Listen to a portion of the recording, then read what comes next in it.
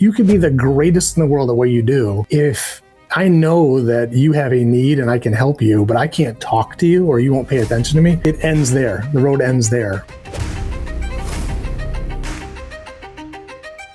Welcome to today's segment. Let me ask you this. Are you looking for a way to be able to grow your business, get more new clients, and do it a little bit differently than most of the traditional experts are leading you towards? Maybe you've tried paid media and it hasn't worked for you. Maybe you've worked with a traditional agency that said run meta ads and that fell flat on its face. Or maybe you've tried Google and you're like, oh my gosh, like I'm paying 10 times for a click, let alone a lead or even a sale. Well, if you're looking for a different way, you are going to love today's segment. An expert who's a definitive expert, uniquely qualified to share with you how to grow your business B2B using something new that was old and is now new again. His company is called LeadPass, and essentially what he does is help you get new business and be impossible to ignore. He helps you with outreach. He helps you do it in a unique way that's simple, elegant,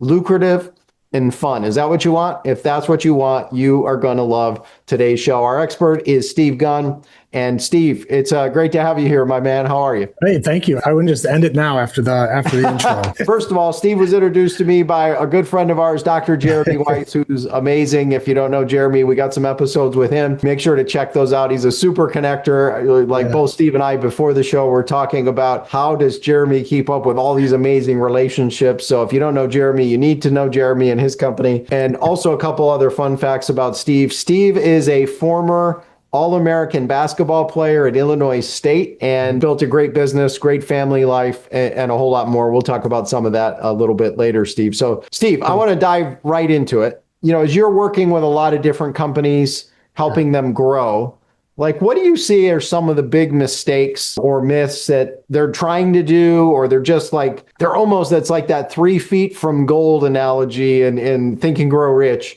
Yeah. Like they're doing it part way, and they're just missing this little piece. Some of the big mistakes that you see when people are trying to get high quality premium clients today. I think there's a tendency to lean into, it's not lazy, but the easy button. Like where can we hit the most people possible in everything that is, in everybody's feed right now. I got to use AI. I need some automation, and you do, but how you do that is, I think, where a lot of companies miss the mark. A lot of the messaging that you see that goes out, I mean, we're all on the receiving end of it. It just hits, my radar goes up immediately. Like, is this from an actual person? Does this company have any idea of like what my need actually is? There's just a lot of, I think, broad reach, and a lot of energy goes into large scale numbers. In my experience, walked into companies, and a lot of them, especially in the B2B space, you and I were talking about it, it's like narrow down on like what would have the biggest impact on your business. Like who are those best prospects? And the numbers, depending on the size of your company, maybe it's 10, 50, 1,000, whatever it is, it's different for everybody. But who are those people that would make a meaningful impact on your business? And secondarily, looking at your existing, revenue stream of like, who are those clients that you may be ignoring or not, they're in your system, but, a little bit of, hey, we see you, we appreciate you, we know you're there, you mean a lot to our business, goes a long way for growth and retention. It's just looking at those little things and saying, to me, it's just low hanging fruit. And a lot of companies overlook that, and they think they've got to go crazy. Let's send out as many emails to as many people as possible. Let's do, whatever it is. And it's kind of like, take a step back for a second. Let's all take a breath and look at like, where's the low hanging fruit? Where's the revenue that we can grab right now that would be very meaningful to the business? And I help them do that. Isn't it interesting, Steve? Because a lot of, I think I hear a part of what you're saying is, broad reach. Volume is kind of what people have been trained to believe is the way. And actually volume many times means vanity. And deep down, we know that, but it's like, because it's been so, all these experts kind of say that, well, I'll just keep doing it, versus let's narrow down to our 100, 200 best, and let's put a really hyper-focused, personalized campaign together for them. And ultimately, like, how many clients do you need of premium clients out of a couple hundred? It's probably right. Less than a dozen. And it's possible to convert a dozen out of a couple hundred done the right way, the way you're talking about. What are some of the things that you like, marketing? So let's go to marketing, because I see, like what popped up for me as you were even describing that, I think a lot of people, they think of marketing and they think it's all this. The first part of marketing is the market, which means the who. And instead of broad, it's like narrow to like who. To that a little bit, like if you were to give someone some advice or counsel on really thinking through who to start with for their next best potential clients to do a narrowed focus campaign, what would you tell them? It's interesting because that's one of the questions I've always been surprised with, how few businesses actually know the answer to that. When you go in, it's those little questions that make an impact on the marketing, like, what is the lifetime value of a client? What's your cost of acquisition? And these are things where a lot of businesses just don't, even larger businesses, I've been very surprised, to walk into places where they don't have a handle on that. And so I think the first place to start, is asking your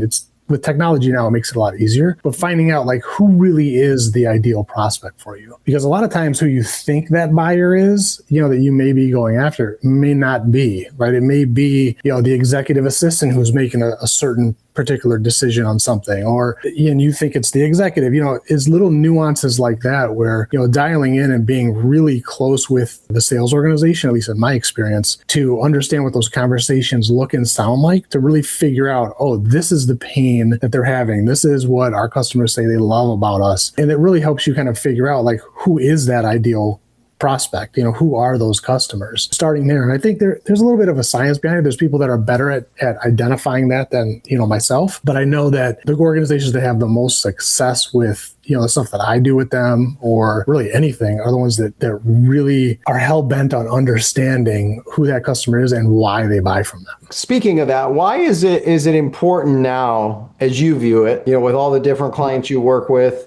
and or even don't work with because it's just not a fit? Why is it so important now to really get even more clarity now more than ever for what you just brought up? Like, cost of acquisition, who is the ideal client, what are some of these nuances? Speak to that a little bit.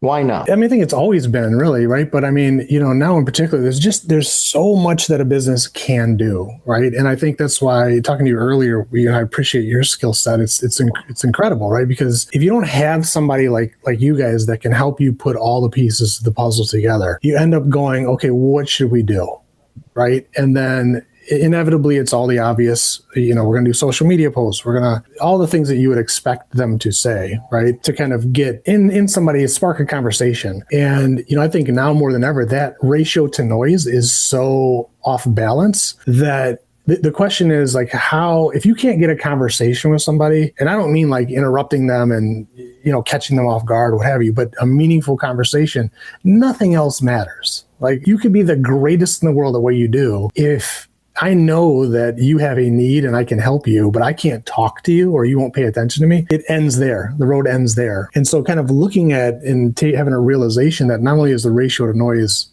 extreme right now, but it's only getting worse, because now anybody, it used to take, you and I have been around quite a while now. It used to take some effort to even do an email campaign, right? You had to write it, you had to think about what you were saying, you had to set up the system, and now, most things that are digital related, if you want to, I'm not saying that you're doing it correctly, but you can pretty much hit a few buttons and off it goes. And that means that, my inbox, your inbox, I get the LinkedIn DMs I get, it's off the charts. And so the only things that catch my attention are things that are obviously to me and show that you have spent some time and energy and effort to actually get a hold of me. Like that, I almost always respond to. And that doesn't mean it has to be elaborate, but it's just, I just think a lot of people have gone away from the effort that it might take to get, and they just want to have it all kind of coming off of a Google ad. Yeah, I just think it's more important than ever to right now step back and say, okay, if this is what everybody else is doing, what is the opportunity to, separate myself and actually get my message in front of somebody in a way that they're going to pay attention to and respond to? Because, sooner or later, I'm sure that swing will shift. Even that may become noisy at some point. But for now, getting something physical in somebody's hands, or even if it's not physical, the idea of sending a video DM, as long as it's relevant exactly to you, an audio DM, it's those little things that, quite frankly, I'm surprised more people don't do it, even if they don't do it well. If they're just trying to do it, then do, because the stuff works. Yeah, it dimensionalizes the experience, right? For sure. It takes it from noisy text oriented, which is 99% of stuff, and then it Right. dimensionalizes it. It makes you stand out. And so as you're watching or listening right now, like, what are you doing to stand out uniquely and differently? What would happen for you if you put just a little bit extra time? They say the difference between ordinary and extraordinary is just that little extra. It doesn't take much, but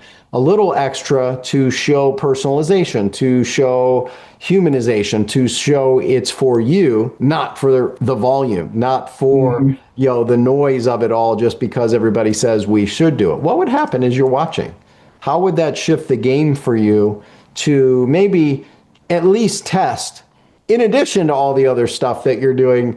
Worst case, if you're concerned about, I don't want to just stop doing what I'm doing because it might be working to some degree, but what if this could save you time, relieve you of anxiety, relieve stress? There's nothing worse than leaning a ladder on the wrong wall, right, Steve? Nothing worse than doing something that doesn't need to be done. And there's a lot of stuff that I think people are doing that just don't need to be done, like the way they think it is, but they bought into this sort of stuff. So speak to you. You have this amazing framing to be impossible to ignore, right, for your company at LeadPass. So speak to that, and like, what are a few ways, I don't know if you'd have a story of a client you've worked with, like where were they before and you were able to implement stuff, maybe a story like that, and then maybe a couple examples our viewers, our listeners could test applying in their business to get them to stand out and be impossible to ignore. I'll start off by saying that it doesn't have to be elaborate, like the things that we just talked about that are very simple to do, whether it's, again, video messages via email or audio messages on LinkedIn, what have you. It doesn't cost anything. You're on the platform.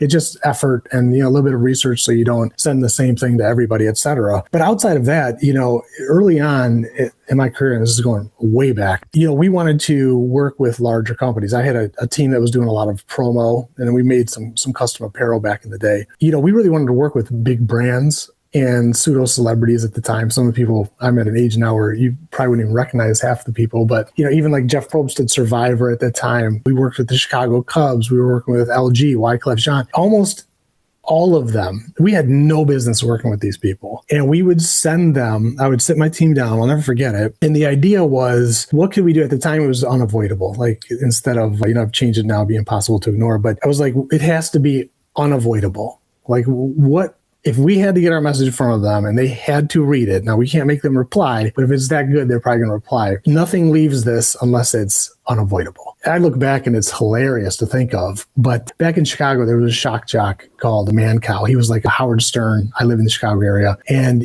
we sent that guy a full-size mannequin. It was hilarious. But all that to say, he ends up calling me directly. I go over to have a meeting with them. We start working with him. And it's very similar to your story. Like those, the referrals that we started getting from those type of clients was incredible. Like, before you knew it, the guys at the time, Loveline was a big show. They called us. And it was this kind of trickle down effect, all because we decided, like, we're going to get a conversation with these people no matter what.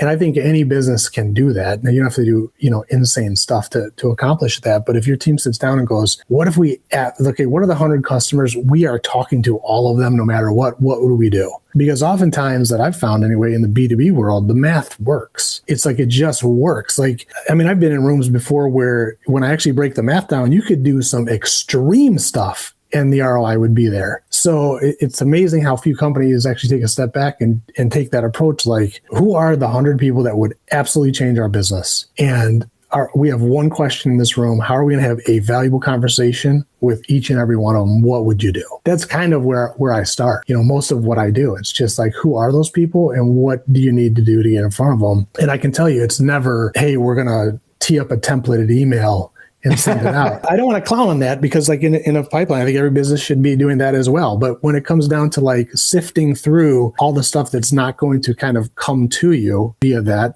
call it customer roulette, where like you were talking about the plumbing HVAC folks the other day, right? Like, you also could, if something breaks today, okay, I'm probably with the phone.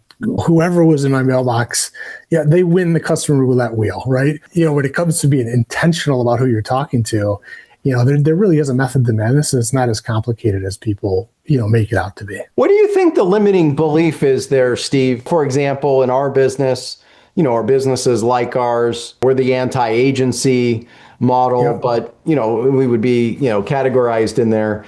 and the average, cost to acquire a client would be, $3,000 to $5,000, but the lifetime value is typically somewhere, 6 figures plus. Like someone who was stuck at the idea of this versus traditional digital stuff, even though it may not be working. And, maybe if you're watching right now and your cost per lead is skyrocketed and your conversions have decreased and your margins have flattened, if not been eliminated, what would you say to them to just get them to test it, but test it in whole, not like one mailing, like, because this is the other part, like do one mailing and expect the windfall.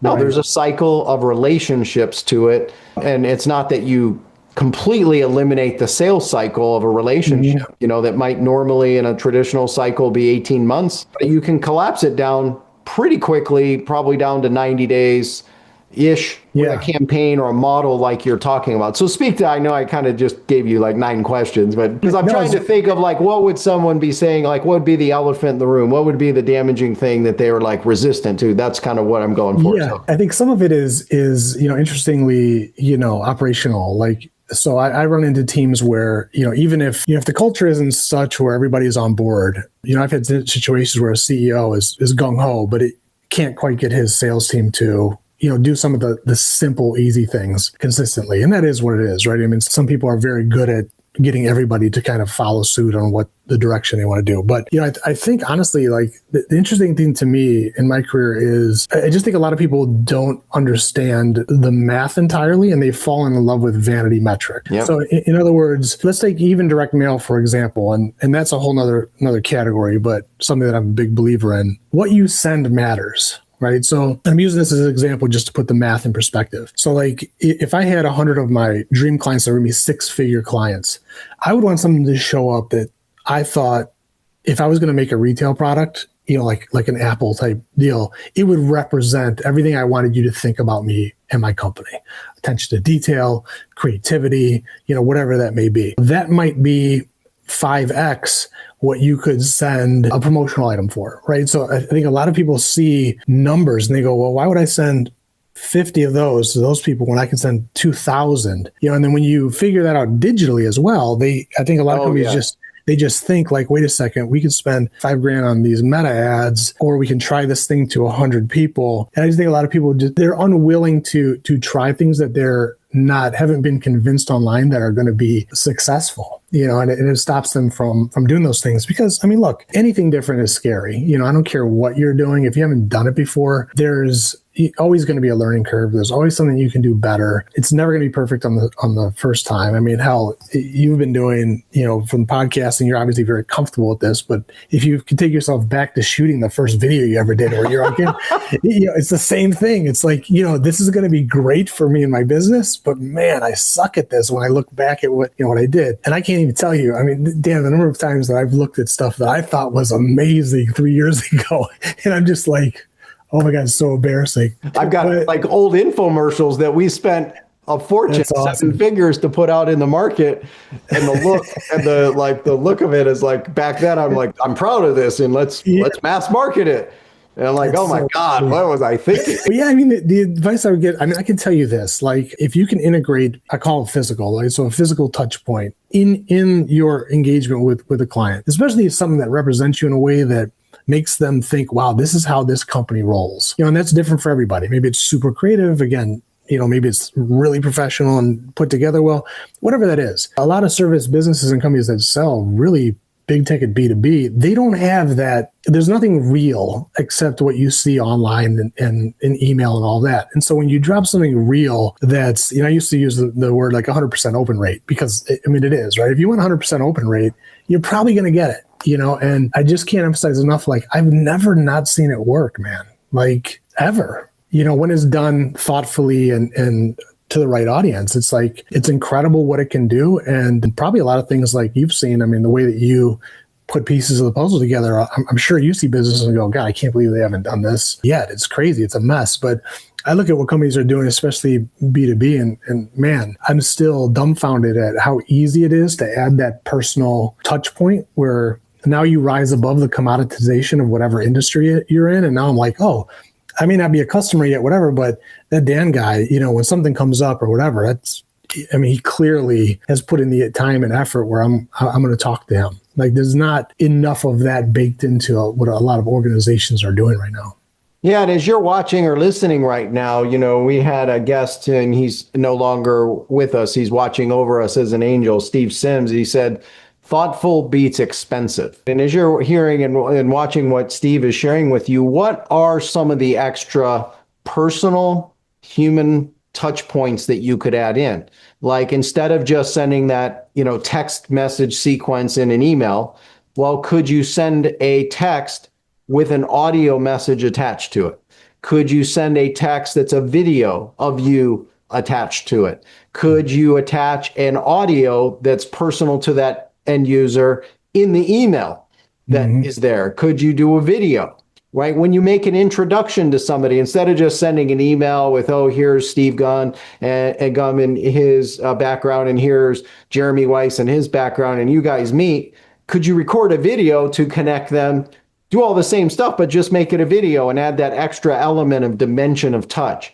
What else could you do? Could you, with your clients or potential clients that would be valuable, could you go online today and in a Facebook feed or a social feed, find 3, 4, 5, 6 very personal pictures of them and their family, have your team simply use the tools that are available, put it into a landscape view, send it off to a canvas company at a different size, send it to them physically in the mail as a box, as a gift in advance. Do you think that would get attention? These are thoughtful. I mean, everything that we've just named, literally, most of it doesn't cost. And even if you did the canvas thing besides the time, I mean, you can get these smaller ones that are, less than $30. What kind of impact do you think it would have when you send them pictures of them captured from you, and then they hang it on their wall that likely becomes something that's lifetime on their wall, not temporary, not a magazine, not a book that's going to get tucked away and shuffled. Usually it's going to be on the wall permanent. And anyway, there's 1,001 ways to look at this, but like with what Steve is sharing,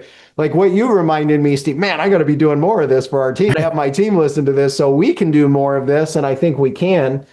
And anyway, what are a couple practical tips? Like, if, as we wrap up here in a few minutes, like, what would be 1 to 3 action steps you would hope our viewers and our listeners would take from, listening to what you're sharing to help them be impossible to ignore to get more new business? I think the easiest thing to do is, like, and the number is kind of irrelevant. Like, I don't care if it's 5 or 10, make the number simple and small and the risk very low for you. But, an action step would be really identify who, find 10 of your ideal prospects who you would love to work with, and sit down with your team and say, what could we do to be unavoidable to these folks, and get a conversation with them.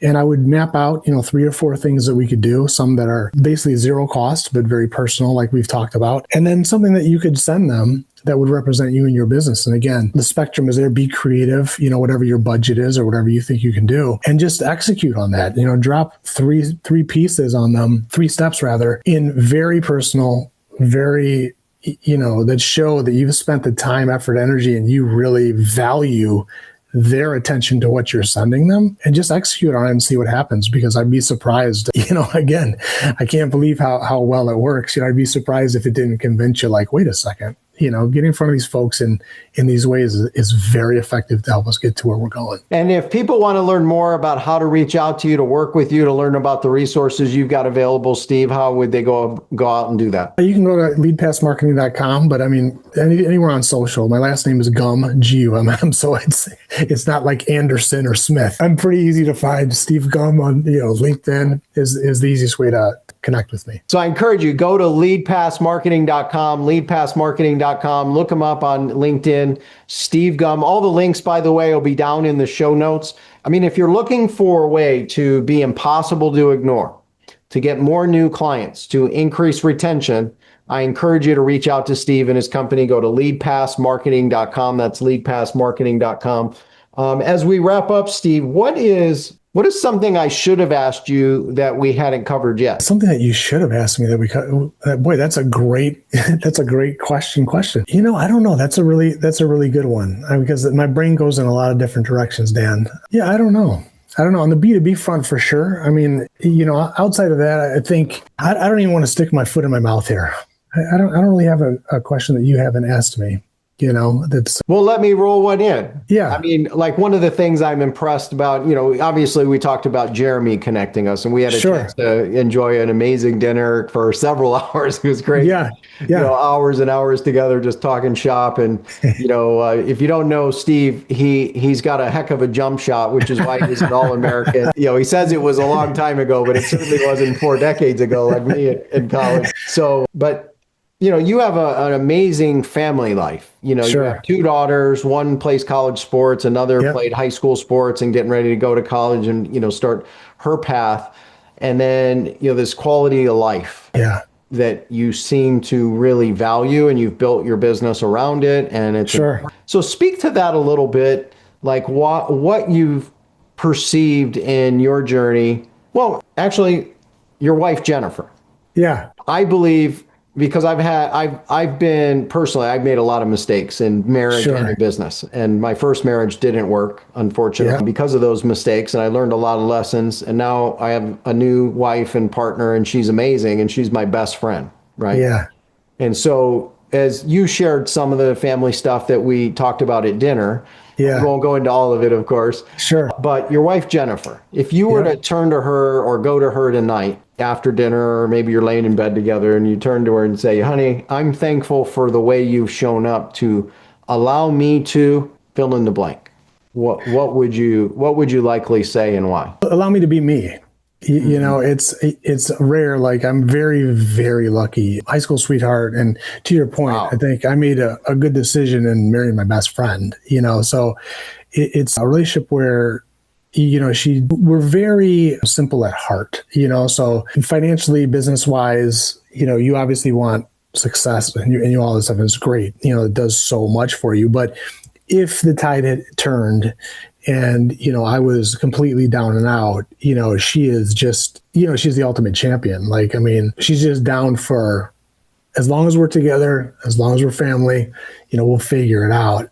And man, I appreciate that so much, in her. It's refreshing, man. And yeah, I mean, I think it's interesting you bring that up because, like, my dad, it's kind of where I got it from. He was an orphan in the Bronx, and anyway, he's got amazing stories because he was never picked up. He was on his own when he was like 11, crazy. Back in the day, it was Wow. Yeah. nuts, right? But it's funny because he's the most generous guy I've ever met, and I remember asking him one day about, like, I thought he could make more at this thing that he was doing at the time, and he was just like, I'm content. I'm a young kid. I'm like, that doesn't make sense to me. And I remember him telling me, like, I have everything that I need. And like, for whatever reason, I could sense that in him. Like, all that guy ever wanted was a family, and it's just, I kind of carry that with me, and I catch myself when I go down different rabbit holes where, the being grateful for the things that you have and the people around you, especially people that lift you up and support you. There's just nothing better than that, man. And, my wife is one of those people who's, definitely fits that bill. Wow, that's powerful. As you're watching or listening right now, I encourage you, tune in. What are you grateful for today? Who are you grateful for today? Are you letting them know you're grateful for them today? And if not, what could you do to simply just let them know how important they are? It's often said that every day is a gift. And then we're reminded sometimes the hard way because we forget. Sounds like Steve remembers, is clear on it. Him and his wife are great friends, great partners. And I think we can all learn lots of great lessons from that. How about you, right? How about you? And how does that show up as a dad? How does that show up as a spouse? If you're also demonstrating that consistently for your kids, which is the greatest form of leadership there is, leaving it to that next generation, passing it forward to that next generation. So I hope as you're watching today, you're listening today, not only do you get some great business lessons here, but you also get some great life lessons because you don't have to give up one to get the other. You can have a great business and a great home life and be healthy mentally, physically, socially, spiritually, emotionally, and financially, and not have to buy what a lot of the experts teach you, which is the hustle mentality. Give up everything, including your family, to go get what you want. Do that for 5 to 10 years, and then you can, no, you can start today. You decide. Steve said it well. What do you need? It's okay to just be, to a degree, content. You can still grow from that. But this whole mentality of go, go, go, big, big, big, bigger, bigger, bigger, more, more, more. That's a consumption society that you and I have been brainwashed in. And today's platforms, AI, social media, I consider, Steve, AI and social media the greatest form of artificial intimacy, AI, artificial intimacy. I also consider it almost intelligent AI. And for it to really elevate, it needs the human intelligence, the human interaction, and the human discernment. And I think the more human discernment shows up in the world, family, life, to business, front stage and backstage start to really mirror. And what I admire about you, Steve, from Jeremy's descriptions, our conversations, and just the couple we've had, is that your front stage and backstage are congruent, right? And I'm just so grateful for you to share some time, share some of the lessons you've learned, from your journey, overall. And so as you're watching, if you're looking for ways to build a great business, have a great life, also be impossible to ignore to get more new business, retain more clients, go check out what Steve's got available at leadpassmarketing.com. That's leadpassmarketing.com. Take action. Apply what Steve has shared with you today. I've got 5 pages of note. I've got the idea of be impossible to be ignored.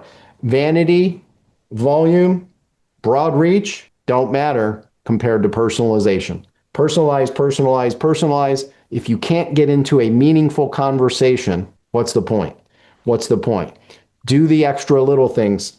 Time, effort, pay attention, dimensionalize the experience to humanize, optimize, personalize it, and a whole lot more. Take action. Apply what Steve shared with you. Go check out his work at leadpassmarketing.com. That's leadpassmarketing.com. Thanks for being with us. We'll see you on the next go around the bend. Bye for now.